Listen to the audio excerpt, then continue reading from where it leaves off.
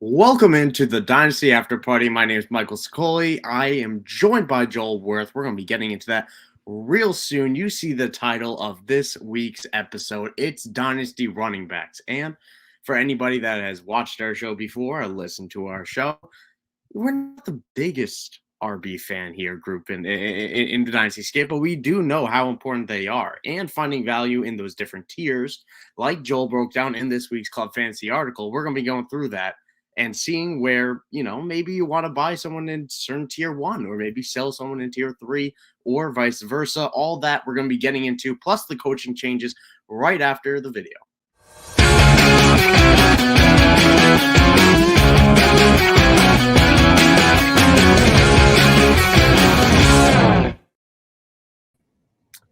Joel, we're back. We're back and better than ever. Joe Barry is gone from the Green Bay Packers. And all is right in the world. We have the Lions in a playoff game today, and something's happening. Something's happening in the city of Detroit. Either way, divisional round happening. How are you doing today, Joel? How's the feeling? How excited are you? Excitement is low, just because it's the last week. First week of the offseason. Yeah, it's nothing else matters at this point. So I'm used to it. Yeah. It should be a couple of good games, right? Actually, I don't think tonight's game is going to be very good. I think the 49ers are going to kind of blow out the Lions, but I think this afternoon's game should be really exciting. So I think that's a really good matchup. So yeah, I'm pretty excited. As excited as I can be for a non-Packer game, I guess. Yeah. And I'm of the same mindset. I do think the 49ers take care of business, and I think the Ravens squeak by, but I think the Chiefs cover 3.5, 4 points, which, again, I think it's that close of a game that will be, and that will be awesome.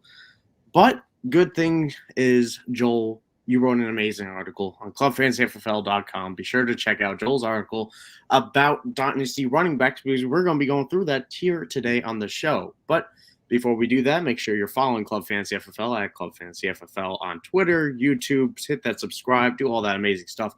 It really means quite a lot to us and helps us out quite a bit. So let's start off with our headlines. Coaching carousel news, that's really the big one here. Atlanta going with Raheem Morris, who also brought over McVay's disciple offensive coordinator Zach Robinson. The Chargers got Jim Harbaugh, who called that one. And Carolina getting Dave Canales, the very, very successful Tampa Bay offensive coordinator, who brought them to a playoff win and got Baker Mayfield to look like a franchise quarterback after years of not looking like that, despite my love for Baker. So 3 hires here. I think it's safe to say we're not overly excited about the Raheem Morris hiring. It's just, it's fine. But the Harbaugh and Canales, both of those seem like very fantasy-friendly moves. Yeah, let's start with Morris. I think the more interesting thing here is that you mentioned he's bringing over Zach Robinson, who is a McVay/Shanahan guy. So we've been kind of banging the Justin Fields to Atlanta drum for quite a while now. I think that makes that really unlikely, right? Because if you look at that coaching tree group, Shanahan, McVay, LaFleur, Zach Taylor, Bobby Slowick, Mike McDaniel, none of those guys right now employ run first quarterbacks, right? Burrow, Stafford, Love, Purdy, Tua, Stroud. Those are all guys who can run, but they all want to win from structure, right? They want to play primarily from the pocket. That's where they want to play from. So Trey Lance, you just don't have a lot of history of that coaching tree, other than like Shanahan at the very beginning with RG3, and that was 12, 13 years ago. You just don't have a lot of history with those coaches with primarily run first quarterback. So I think that makes Fields to Atlanta really unlikely. So where do they go? Do they kind of move up in the draft? Do they sit there and take McCarthy, a Penix? Do they drop back and hope that they can get somebody there? Do they go after a Kirk Cousins, who would obviously played under Shanahan in Washington, kind of fits that mold. So yeah, really, let's see what they do. I think that's a really good spot for a McVay. I think that's good for everyone in the, in that offense, right? Because we've seen, those offenses give a lot of pass game work to the running backs. So I think that's really good for Bijan, and we've seen them support very high level, number one receivers. So that's good for Drake London. We've seen them, the Kittles and those types. So it's good for Kyle Pitts. I think that's good for everyone. Rising tide raises all boats. But what's the quarterback situation? That's the real kicker there. Yeah, and I personally find it. I almost view it as a lock personally that the number 8 pick for the Falcons will be a quarterback. I think that's the route they go. Maybe they trade up, like you said, but I think they draft one early in the first round. I don't think they go for the Fields train. That narrative made a lot more sense in the Arthur Smith scheme of you want to hand the ball off 30 times a game. Okay, have a mobile quarterback that can also take some ease off the middle and the line. So, yeah, it's something that doesn't make sense, and maybe Justin Fields could end up somewhere else. There you go. Else, please. That'd be fun. Oh, he'll get killed on that line anyway, but I hope he's okay. Gator in the chat as well popping up before we go into the other coaches. Good afternoon to you as well, Gator. Great championship day. Saying Detroit beats San Fran 31-27, and Baltimore beats KC 20-17. I like the Baltimore line. I don't think Detroit's putting up 31 on San Fran, but I appreciate the optimism. Yeah, just to get it real quick, I think like the Green Bay game was the knock the rust off game for San Fran. I think they're going to kind of run the doors off Detroit. All due respect to them and the season they've had, but I think this can be a big win. I like the Chiefs this afternoon. I just don't think you beat Patrick Mahomes in the playoffs. I think it's really hard. So unless you're Brady, I don't see, that's really the only guy's ever beaten them in the playoffs, right? It's Brady. It's the only one that has beaten him in the playoffs. Yes, he's 0-2 against Brady. So I don't see anyone stopping. I think they find a way to win, like they did last week. It's fair. I think Justin Madubuike is going to get home, and that'll be the difference because I love Justin Madubuike. But Jim Harbaugh to the Chargers as well. We talked about Atlanta. Harbaugh being an interesting hire, right? Because a lot of his mindset in recent years, as well as back with San Fran, was really kind of game manage the quarterback, run the ball, have great defense. And that is not what the Chargers have. That is not the identity of the Los Angeles Chargers, or at least it hasn't been with Justin Herbert. So what are your thoughts on Jim Harbaugh going to Los Angeles? I want to see who their coordinator is. So Kellen Moore's going to Philly. Is that right? Yes, he is. Yeah, that's a good heads up as well. Probably very good for Hurts and AJ Brown and Devonta Smith, but not so good for whoever's going to be the running back there. Let's see who the OC is. I'm not super high on Harbaugh as a coach, as an NFL coach. I think he got kind of carried by a few ridiculous years out of Colin Kaepernick, but we'll see. Yeah, I mean he's got the quarterback. I want to see who that OC is going to be. Yeah, that's what I'm trying to see if anybody has hired one yet. I don't think he has. He has hired Jesse Minter, who is also a Michigan name, as his defensive coordinator, but obviously we know that is that's Harbaugh's thing anyway. But either way, that kind of wraps up the Chargers, at least until we get that offensive coordinator you mentioned. Now, Dave Canales with Carolina. It felt like the situation that if Detroit who did Tampa Bay lose to? Tampa Bay lost to Detroit. Okay. Yeah. The loser of that game became the Carolina head coach between Ben Johnson and Dave Canales. That's kind of what it felt like.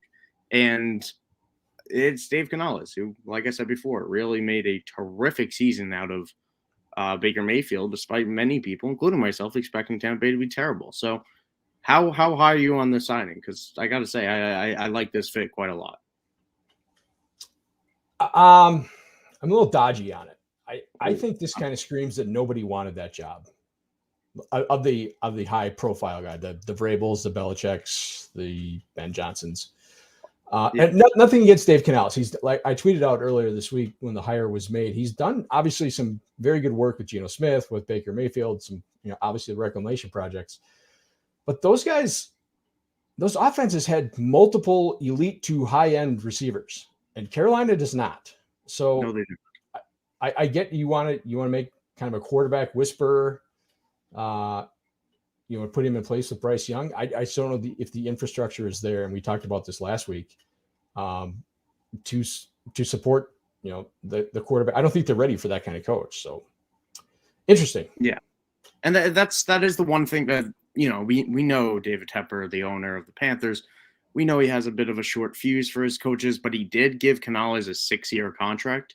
And while I'm sure he is more than willing to pay out 4 of those years, he will get 2 years. How many of those years is he paying out? But he will make it into year 2. He should make it into year 2 in theory. So we'll see what the Panthers look like in the future. The report came out from Adam Schefter that Canales is expected to make some hires from Tampa Bay and Seattle, who has some family connections too, with some time with Pete Carroll on the coaching staff. So could be interesting. Not honestly the most exciting coaching staffs to pull from, to be honest. But did the Bears hired Walden, right? That was official. The Bear. Oh yeah, as DC. As OC, right? Oh yes. Because they let him go. Yeah. As a Packer fan, I'm all for that hire. Yeah, I'm sure you are. But that kind of wraps up the news of the week that I know of, at least, unless we have anything else. Feel free to tell us in the comments if we're missing anything you want us to talk about. But before we do that, or not before we do that, let's get into it. Let's just get into it, Joel. Running back tiers. You wrote a terrific article. I'll let you start it off by talking about it as we jump into the top tier, the tier 1 of the Dynasty running backs. Yeah, so let's talk big picture. I'm just not super interested in trading for running backs right now. There's a tier we'll get to where, if you can get these guys off a liquidation, and that's basically the old guy tier. If you can get those guys off kind of liquidation prices from teams that don't think they're going to contend, that's something I would be interested in. Otherwise, I'm just not super interested in paying I think the going rate for running backs at this point in the offseason. Yeah, I think because there's still so much that changes of bodies going to be added to rooms, injuries are going to happen, signings are going to happen, coaches are going to happen. The running back class we don't expect to be that good, but maybe someone rises in the Senior Bowl and they get drafted on day 2, and all of a sudden something happens. There's so many moving pieces right now that we have enough variance with running backs that I'm with you that I'm not buying them either way. But for those people doing February startups, as I once did back in the day, or any startups or any dynasty you feel, they're still wondering, who is the RB1? Who is my top 5? And it looks like you have your top 5 in front of us here. Yeah, so you can see I wrote in the article that Christian McCaffrey is what I call the walking dynasty lie detector test. If someone tells you that they're playing dynasty in 2 to 3 year windows, which pretty much everyone says these days, and they don't have Christian McCaffrey as their dynasty RB1, they're lying to you or they're lying to themselves, one of the two. There is no legitimate justification for putting anyone else on this list or any other list ahead of him as the RB1. He's just too productive, too good in the perfect situation. Those injury years that he had a couple seasons ago, they look like the outliers now, right? It's you go back 2 years, it was like, can this guy stay healthy? Well, now the last 2 years he stayed healthy. So those 2 years look like just kind of a couple of bad luck years, which can happen. Obviously, it does happen with running backs. That's why zero RB exists for us, zero RB types. But yeah, I think he's so good. He's so productive. He's going to be the offensive MVP or offense player of the year, I guess you should say. I can't make a case for anyone as good as Bijan is, and I expect him to be in this new offense, as good as Breece Hall was, and I expect him to be again.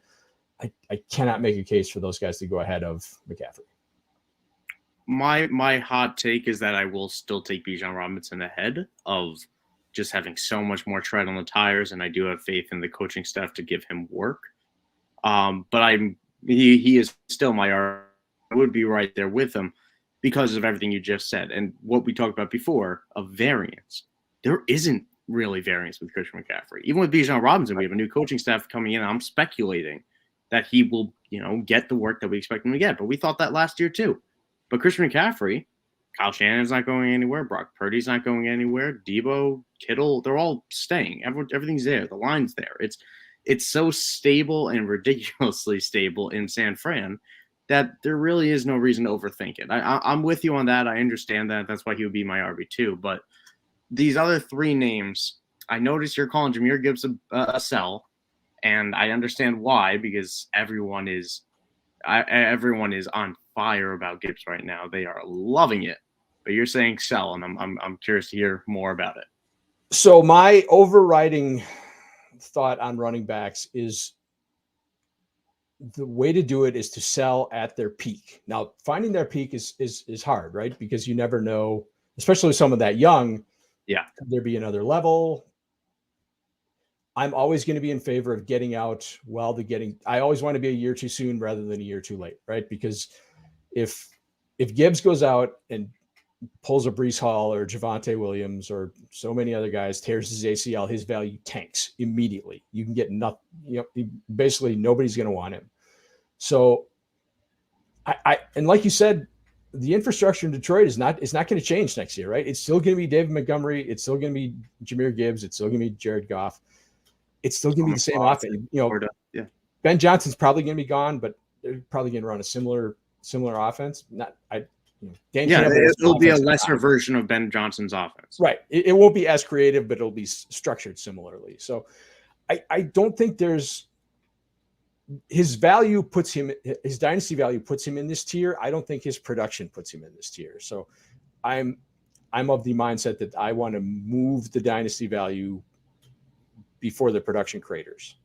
So on that topic, when we have a whole list of names here of the 5 of the top tier ones, and we're always talking about selling running backs on this show. So what would you be looking to get for a Jahmyr Gibbs right now? A guy that is, you have the young tag attached to him, you have the exciting, the pass catching, you have all the good stuff to sell. But what would you try to sell him for? So I put it in the article. I have 0 shares of Jahmyr Gibbs, just because I don't think I do either, actually. Yeah, the spots I had to draft him last year, I traded him away, and like it turned into I thought they were good trades at the time. One was for Nick Chubb, didn't work out. Nick Chubb plus. So I guess I haven't thought about it too much. Here's the thing with the dynasty running back market is that nobody wants to pay for them, but nobody wants to give away the ones that they have, right? Because nobody wants to put themselves in a position where they have to go out and look for one if they have one. So there's just right. Everyone sells at peak price, but nobody wants to buy at peak price. So it's just really hard to structure deals. It would have to be part of, like, if I'm selling a Gibbs, I want to put it into a deal where I can get a quarterback back or an elite tight end. Can I get a Laporta in a tight end premium or something like that? Can I get into if you get Kyler Murray? Would you trade him for Kyler Murray?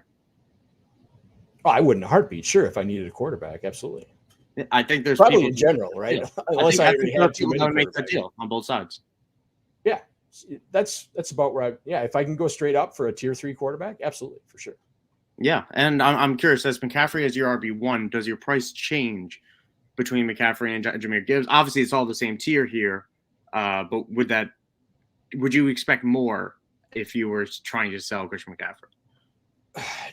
I would not, because I don't think the market would want to pay as much, because I don't think that the market necessarily agrees with me that he should be the RB1, because they're going to look at his age and not going to think like I do, and that's okay.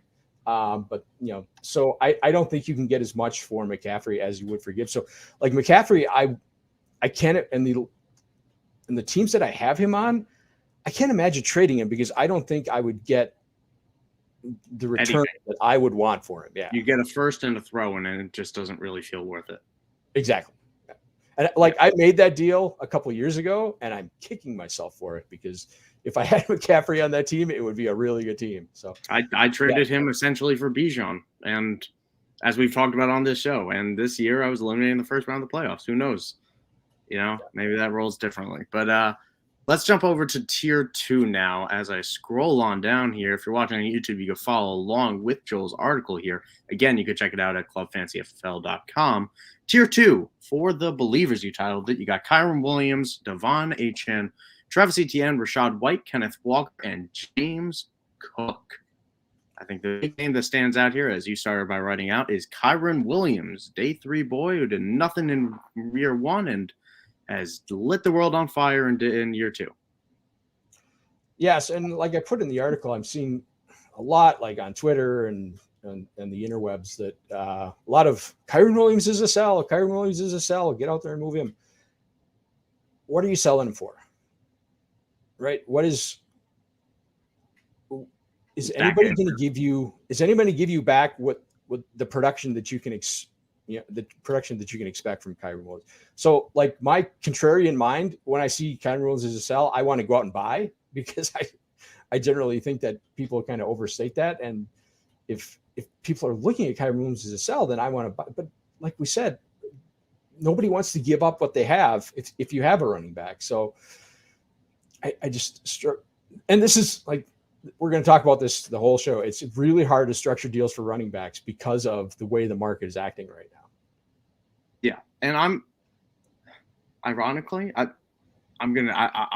out. I do want out. Good. And I say want out in the sense of like, I have shares. I don't have shares. I wasn't a Kyren Williams guy, but and that, that feels silly now in a way, but I'm not convinced that they're going to give him the work that he saw last year. I'm not convinced that he's going to score 7,000 touchdowns again. So if I can cash out for a back end first, I think I would still do that. I might wait a little bit to see, maybe I get closer to free agency, but I do want to trade him before free agency, because I don't want them to bring someone in to complement. I don't want them to draft someone. And maybe I'm thinking of the wrong team here, because the Rams don't always add a lot of pieces because they don't have a lot of assets to do so. But I'm not sold. I'm still not sold.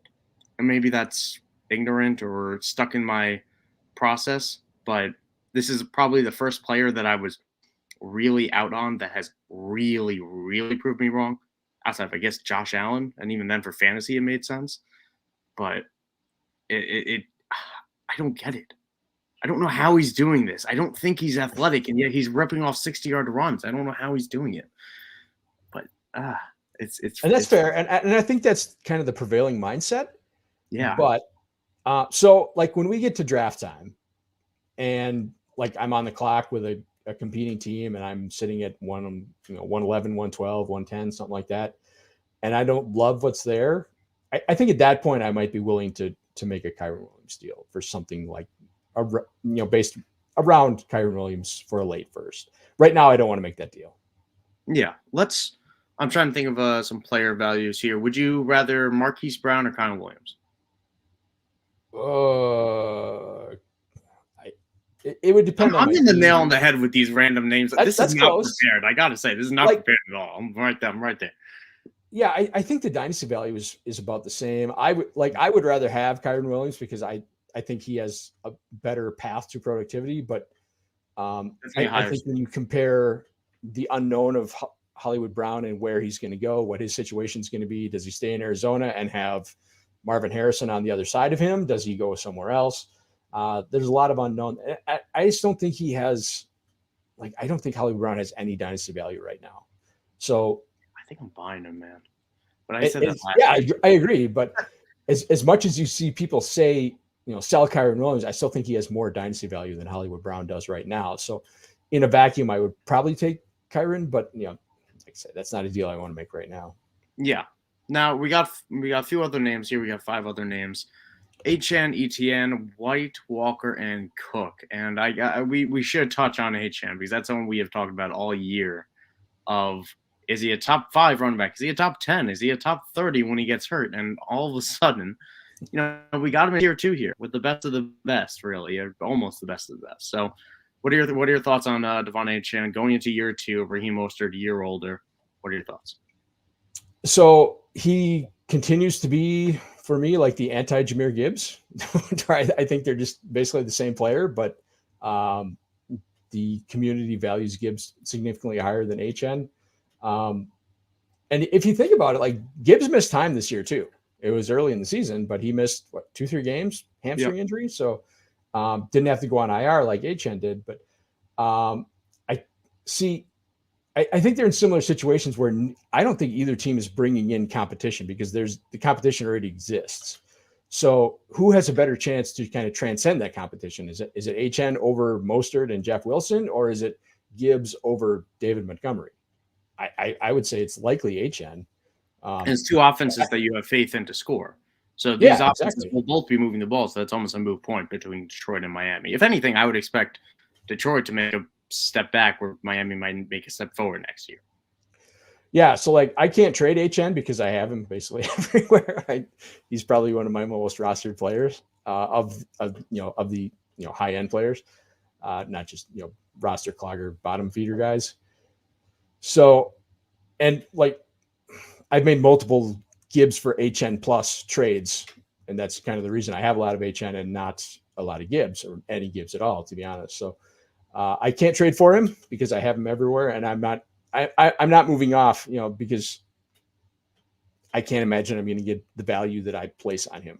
Yeah, plant your flag, man, and stick with it. Now, I want to take a second and talk about Travis Etienne here because this is a really interesting guy for Dynasty because I was doing a mock draft the other day.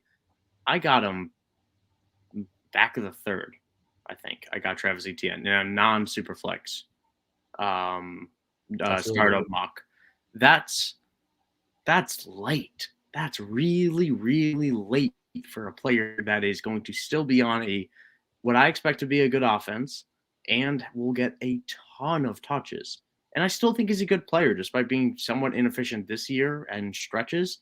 But I think Travis Etienne is a damn good running back. I just think the line needs to get a little bit better. I think the offense needs to get a little bit better, but Etienne's not the problem with that, and we know he can catch the ball. So I'm all about Etienne. I think he'll probably be one of my one of the players I target a little bit more in trades this offseason. If I ever target running backs, it's probably going to be him.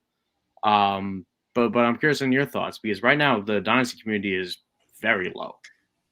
I agree with you. I think he is a potential buy candidate because I don't think that the market values him where he should be valued. I'm just going to say when I read a lot of mock drafts. Mock drafts are what they are, but they're fun to look at, right? Yes. Any mock draft that doesn't have Jacksonville taking an offensive lineman in the first round, I just disregard. You're not paying attention because they need a wide receiver. Could be a receiver. They need so much more help on the line. It's critical that they upgrade their line. Their line is really bad. If they want Trevor Lawrence to take another step, if they want the offense to take another step, they need to bolster that offensive line. It has to happen. Now, whether it comes in free agency or the draft, who knows, right? It could go either way.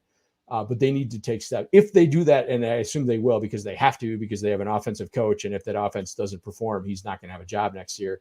I think Travis Etienne is kind of seriously underrated, potentially seriously underrated by the community. So I think he is potentially a buy if he's a guy that's, that someone's looking to get out from underneath. Yeah. And we can't go through every single name. We'll be here all day, but 3 names here. Rachaad White, late back half of the season breakout, honestly looked fantastic. Impressed me so much this year. Kenneth Walker, another usage-based guy, but you got Zach Charbonnet in the wings. Maybe new coaching change, new things changing. Who knows? James Cook having an excellent back half of the season and pretty solid playoff run as well. So which of those 3, which of those 3 do you value the most? Because they will be going very close to the draft. Yeah, and that's why I called this tier the For the Believers tier. It's like every one of these guys has their supporters, and every one of these guys has a significant portion of the community that doesn't like them at all. So I would say Walker, just because I don't think that Zach Charbonnet is really that good. So if he could stay healthy, I think he's the guy who could potentially, jump a tier. I just don't trust him to be able to stay healthy. And like you said, it's going to be a different coaching staff. Let's see how this shakes. Is it Vrabel? Does Vrabel get that job and they become really run heavy? Then for the side. And if he could withstand that workload, I could see him jumping a tier. Yeah, and ironically, I was so low on James Cook. I really had very little interest. I don't know what I said before about me. I wasn't still in. Yeah, I kind of have been. I'm buying in a little bit, not to the point where I'm actually paying up for him, but to the point where I'm acknowledging that a little bit more because I think I'm starting to think the speed might be translating. Where I was a little worried about his contact balance, but that kind of wraps up tier 2 here. Let's move on down to tier 3 for the running backs. Landing spot is what you called it. We got a host of names here: Saquon Barkley, Josh Jacobs, Tony Pollard, Derrick Henry, J.K. Dobbins. Oh, I missed that name. DeAndre Swift, Austin Eckler, A.J. Dillon, Devin Singletary, Antonio Gibson, Deontay Foreman. I have now read something off out loud that has Saquon Barkley and Deontay Foreman in the same list. So let's talk it out, Joel. Yeah, so like in the intro to the article, I did say that this is more groupings of similar players than is a ranking. I know what you're going with. Yeah, so this is all the free agents, right? And the guys that may or may not be back with their team. If you want to get, gutsy and, hopes that some of these guys there you can buy low, and there's probably going to be some appreciation here, right? If you can, like if Josh Jacobs goes to Dallas, that could be kind of a smash spot. He could very well stay in Vegas and still be a good spot. What he is, which is just fine. Yeah. What happens to Tony Pollard? What happens to Derrick? Like nobody wants Derrick Henry right now, but he could go to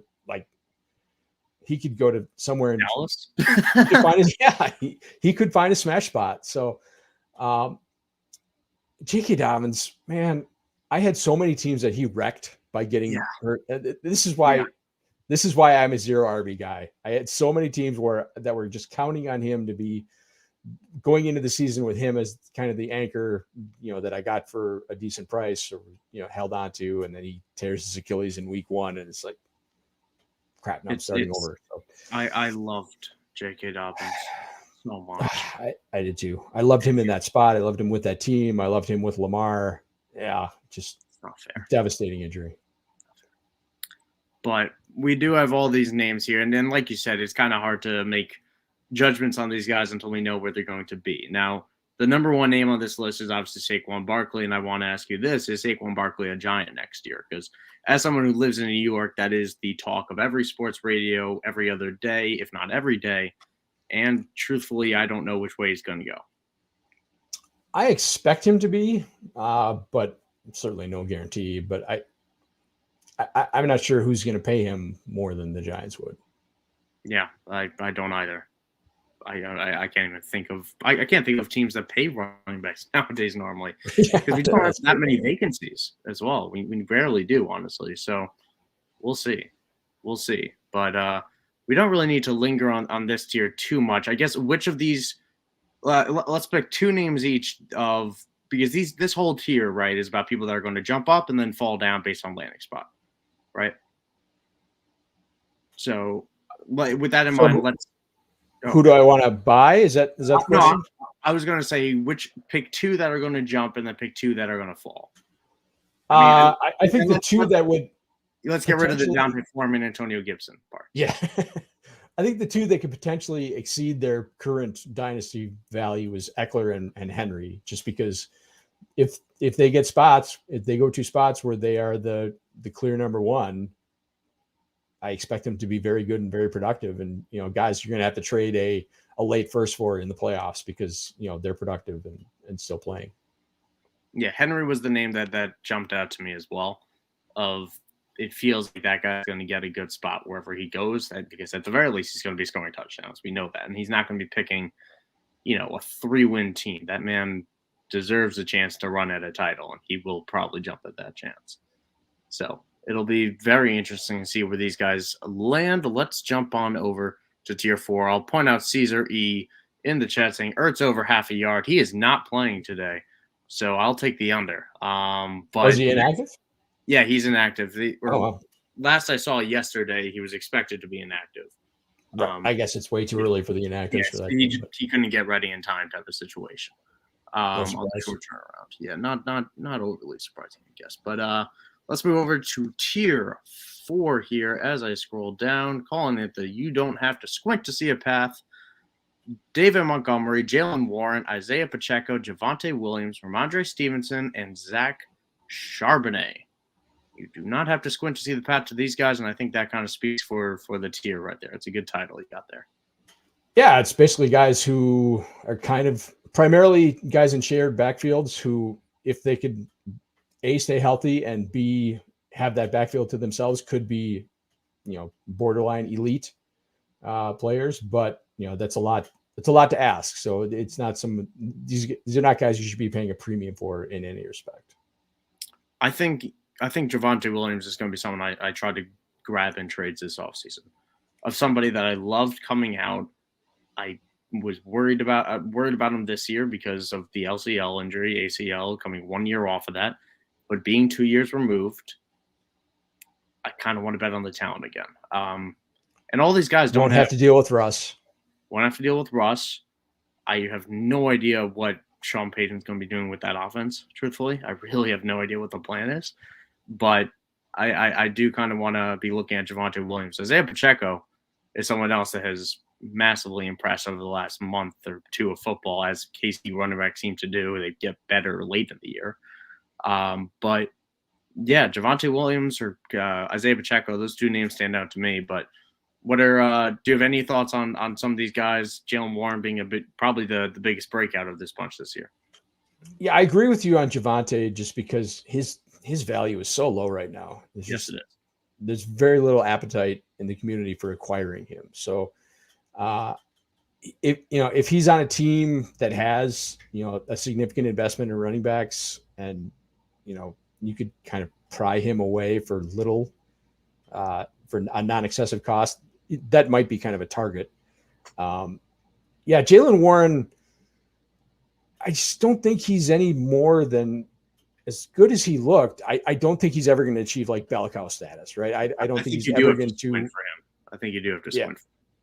I don't ever see him kind of ascending to that lead back role. He's like, I think 1B is really the top of the chart for him. So it's a lazy comparison, but everyone's making it to Tony Pollard, and it makes sense that role fits Warren so well, just like it fit Tony Pollard so well. Yep. Yeah. I think that's a very good comparison. I didn't want to use that because we're going to get down a little bit lower and there's someone I want to compare to Tony Pollard, but I did. You did. So you can still do it. Yeah. So I think that's kind of a valid comp. He could be productive in his role, but I don't think he's ever going to kind of transcend that putting himself up into the tier 1 or tier 2. I don't think he'll ever be that productive. Yeah. And the interesting thing about some of these names as well, Dave Montgomery has 1 year one more year under contract, or 2 more years under contract, but really just one that is guaranteed. Isaiah Pacheco only has, I think, 1 or 2 more years left. Should have 2. Javonte Williams, I believe, is entering a contract year. Ramondre Stevenson's entering a contract year. So a lot of these guys are playing for big contracts, and that'll be a talk all offseason of a very popular narrative to chase if they're playing for their money. And so we'll get back into that later in the year, I'm sure. So let's go to tier 5 now as I scroll on down as I chose the wrong tab. Here we go. They're just so old. How kind and considerate our Joel Wirth is on this show. To Aaron Jones, who is fantastic. Aaron Jones, Alvin Kamara, Nick Chubb, Joe Mixon, James Conner, and Raheem Mostert. And I know you're not insulting them by calling them old. I want to get that straight. No, yeah. So I should have put quotes around that because I think that's the community evaluation of them. It's not my evaluation. And this is the tier that I referred to earlier. Is if someone's trying to liquidate from this tier, I'm going to be willing to buy. Like if I get Aaron Jones for like a late second, early third, I'm in. Kamara, same thing. Chubb, same thing. These are the guys. If I can buy these guys for kind of breadcrumbs, I want to put these guys on my roster because they're going to be productive next year. Yeah, now, someone's going to get hurt, absolutely. Yeah. But I'm not in the business of betting on running backs getting hurt because they're going to get hurt. It's just when and how bad, right? Yeah. So and what like Aaron Jones was hurt most of the year, but he was killing it at the end of the year. So that may be the best case scenario for these guys is they miss, a chunk of time in the middle of the season. They're fresh for the playoffs or the fantasy playoffs. So. And that whole thought process, right, is that if you can get a league winner, sure, they might miss time because they're a little bit older. They might ease up at some point, but you didn't pay that much for them because they're depreciated in value because of their age. And so that, in theory, creates the discount in itself, right, of Aaron Jones, like you said, for mid-second or something like that, or Nick Chubb coming off the injury. I am very excited to see the rehab process because I want to start rooting for him. But until then, I can't get the image out of my head. But Joe Mixon, James Conner, Raheem Mostert. Joe Mixon feels like the guy that's going to end up in a James Conner role for a while. And that's good for him. So like, I think James Conner is a much better player than Joe Mixon, but I think you're right. He's probably going to be in that role where he's just kind of perpetually underrated and just kind of bounces around to it just becomes the default option for whatever team he's on. Yeah, and that's very valuable. And he still has plenty of tread left on the tires. Obviously, he's not what he was when he was in his second year or something like that, but still going to be on the same team with Joe Burrow and Ja'Marr Chase and be a bell cow for said team and see where it goes from there. It'll be very steady RB2 production with the upside of RB1, and that you can get. You can just like if you can build your room around these guys. I mean, just think about how you can mix and match. Like Mostert was killing it throughout the season and then kind of tailed off at the end. Aaron Jones was hurt throughout the season and then was killing it at the end of the season. Nick Chubb obviously got hurt and didn't do anything. Mixon was just kind of there. Connor is in and out. If you can build a room around these guys, you're going to have regular production. Yeah, especially if you're putting your other capital, your significant capital that you're saving on these guys into your receivers, your quarterbacks, your tight ends, and those guys make up for when these guys have an off week. But ultimately, they're going to get there, and that's why we're big zero RB. I'm more of a hero RB proponent, but a little bit more anti. But either way, that kind of wraps up Tier 5. The veterans. Let's call this, I guess, a price. What's the most you'd pay for? Who's the best of this tier for you? Let's start with that. Well, if he's healthy, it's Chubb. Well, yeah, let's right now today. You can come back as Chubb. Right now, it's Aaron Jones. You assume it's going to be okay for Nick Chubb, but we don't know because if Nick Chubb never suffered that injury, we assume he's in Tier 1, right? Yeah, if Nick Chubb comes back at 100% and has that workload that he's kind of had throughout his career, I think it's clearly him. Aaron Jones, like he was as good as anyone down the stretch, but they're going to manage his workload. He's not going to get full-time touches. It's just he's not. They're going to bring in another running back to kind of develop behind him. He's never gotten like a full-time workload, and that's probably why he's in this tier and still going and not irrelevant like a lot of players of his age. So he's going to be 30 this year. So, but yeah, because his workload has been managed so carefully, he's still basically as good now as he was during his prime. Yeah, talent hasn't been in question for Aaron Jones. It's really just been staying on the field. And like you said, it's probably best for both sides that they are easing it up a little bit as they kind of always have, like you said. Let's jump to Tier 6 over here. The Traps. Oh, I don't like the number one name on that list, Joel. I knew it. I don't like the number one name on that list. I think we've been through this. I thought he proved himself. I thought he showed you up. But I guess you could say that about Kyren Williams to me as well. But Tyjae Spears, Roschon Johnson, Chase Brown, Keaton Mitchell, Jahmyr White, and Ty Chandler. The next big things in small dynasty circles of big believers like I am with Tyjae Spears. You're hurting my heart here, Joel. Take it away. I knew this is going to be contentious. You're right. You're right that he is overvalued in the sense of anybody that thinks he's going to be the bell cow or leading Tennessee in carries. I think that's ridiculous. I think those people are dumb. But I do think he's still going to be very good. And that's really my point here is what has Tyjae Spears done to tell you that he's anything more than that year 2 Tyjae Spears is going to be anything more than like year 2 Tony Pollard. And that was the Tony Pollard comparison I wanted to make. Yeah. I don't know. I don't think I can give you anything else because I think Tennessee's going to be terrible. Yeah, so and that's the thing. It's like, oh, he's gonna be the lead back for Tennessee. Is that gonna be a good thing? That's another team that needs to make a significant investment in their offensive line. We don't know how they hired an offensive coach, I guess. So let's see how this shakes out. Is it gonna be a run first offense anymore? What is that offense gonna look like? Brian Callahan has never called plays before. He's Bill Callahan's kid and he's worked with Zach Taylor. So cool. That's great. But we don't know what this offense is going to look like. And I don't think that a guy without an ACL, we've joked about this in the past, but is Tyjae Spears ever going to be a lead back?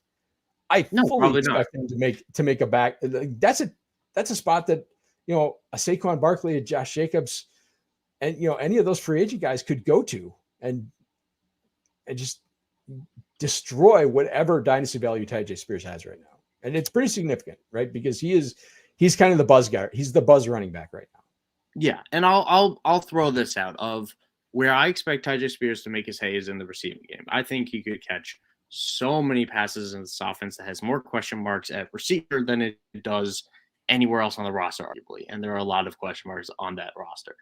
So I have faith that he's going to be catching a lot of passes with an increased carry load, not the 15 to 20 that people are hoping, but maybe 10, maybe 8, maybe 12. If he gets that steady with 4 to 5 catches a game, I think that could be a very realistic outcome for Tyjae Spears. Now, that said, if a Saquon Barkley goes there, Saquon Barkley can catch the ball better than Tyjae Spears can, and that would be a crater. That would be a trap indeed. But I think Tyjae Spears can still have a solid role based on receiving work in PPR-only leagues if even a Josh Jacobs went there. And Josh Jacobs is a fine receiver, but, kind of got force-fed that this year. But I think Tyjae Spears has still got some value. That said, I am willing to sell him high because I agree with you that people have some unrealistic expectations for him right now. Yeah, I think I think those unrealistic expectations, I think there's a bigger delta between his expectations and his likely production than maybe anyone in the running back group. Yeah, I think that's fair because even in this tier, we don't really see routes for these guys. If Jahmyr White was very fantasy productive, but will he have the same role next year? It was due to injury. Will Josh Jacobs be back? Chase Brown, similar question with Joe Mixon, Roschon Johnson. What is Roschon Johnson? What are the Bears even? Right. Keenan Mitchell with a devastating leg injury. Ty Chandler. He looked good. He looked solid. It was small sample sizes for one of the worst rushing attacks in the NFL. So what does Minnesota look like as well? We don't know who the quarterback is. We don't know who the running backs are going to be. And there's a lot of question marks to begin with. So, yeah, I understand. Yeah, this is the tier where if you can find someone, if you have these guys and you can find someone who really likes them or, is in on them, move them for whatever you can get.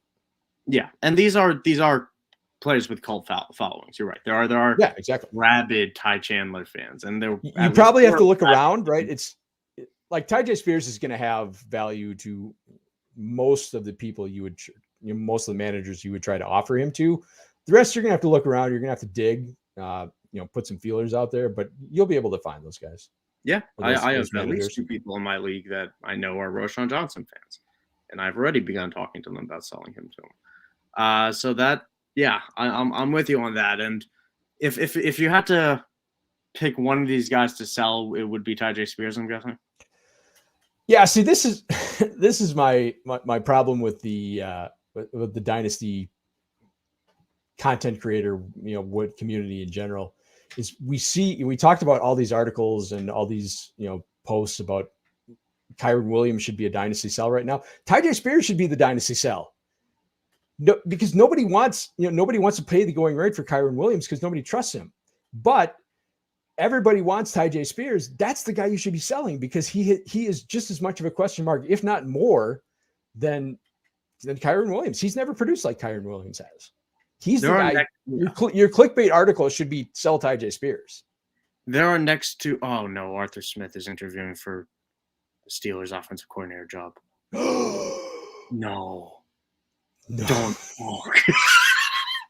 Okay, what if that's good for the rest of this. It's just hiring Arthur Smith gets you Justin Fields. Oh, would you make that trade-off? No, because he'll ruin Justin Fields, man. Oh, okay. What was I going to say? Where am I? Traps. Tyjae Spears. Yeah, you're right. God, Schefter. Why would you? Or Pelissero. Why would you do that? Yeah, the Tyjae Spears situation is very fun for me at least. But you're absolutely right that I don't think any tier 1 or tier 2 running back in terms of talent and fantasy production, I don't think they're ever dynasty sells. Like I said that about Kyren Williams, there are some exceptions, there's 1 or 2, but for the reasons you just said, I never pay up for running backs outside of the month of November. Never.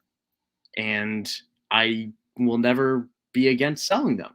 So that contradiction and that paradoxical nature is kind of difficult to work with. So the buzz guy should always be the guy you're looking to sell. What can I get? Because they're running backs, right? They are inherently fragile. They're inherently dangerous to carry. This is the value you don't want to be carrying. It's because it's too volatile. So the buzz guy is the guy you should be looking to move. The buzz guy is the guy you should be looking to cash out on. I'm just thinking that Darnell Washington's going to be catching passes instead of Pat Fryermuth, and it's Robinson's going to get like end arounds or something. That might be a good thing if Washington's healthy. I like I'm Washington. A big fan. It's God. Okay. And you had one last tier here, which had a very extensive list of names. I know. It was just roster them. Don't give anything up from them. It's literally the rest of the field. If they made it on a roster, they might have value. And that is indeed the life of running back. It's a great way to sum it up. And again, be sure to follow Joel at the Joel Wirth. Why am I blanking on that? I do that every single week. Why am I blanking? You're traumatized by the Arthur Smith news. That's Arthur Smith's fault. When ain't that, it's Arthur Smith's fault. I need a picture of him to bring up on the screen. But yeah, my one question for this tier, is there anyone that we didn't? Oh, I skipped a tier, didn't I? I did. Wait. The great unloved? The great unloved. I skipped the great unloved. Oh, that's so fitting. That's so fitting that I skipped the great unloved. And on the topic of Pittsburgh, Najee Harris, Khalil Herbert, Brian Robinson, and Dameon Pierce. Yeah, very much unloved. Broke a lot of hearts, these guys.